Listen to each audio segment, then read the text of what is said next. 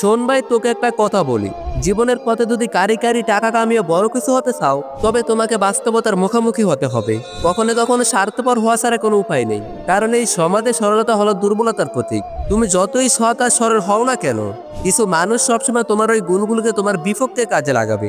ধীরে ধীরে তারা তোমার সরলতাকে সুযোগ হিসেবে ব্যবহার করবে এবং একদিন এমন জায়গায় নিয়ে যাবে যেখানে তুমি নিজেকে নিঃশ্বাস হতে দেখবে। তাই আবারও বলি, জীবনে কখনো কখনো স্বার্থপর হতে শিখতে হবে। এটা তোমাকে শিখতেই হবে। তবে এটা বুঝে নিও, স্বার্থপর হওয়া মানে কারো ক্ষতি করা নয়, বরং নিজেকে কিছু মানুষ নামের পশুদের অবহেলা থেকে রক্ষা করা।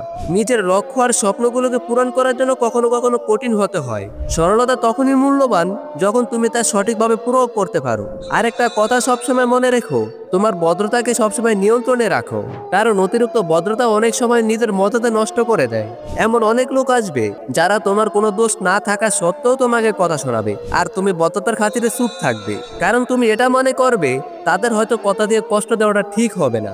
আর তোমার এই ভদ্রতার কারণে আবার অন্য কেউ এসে তোমাকে কথা শুনিয়ে যাবে। এভাবে চলতে থাকলে একদিন দেখবে তোমাকে কেউ আর সম্মান করবে না, তোমাকে কেউ আর গুরুত্ব দিবে না।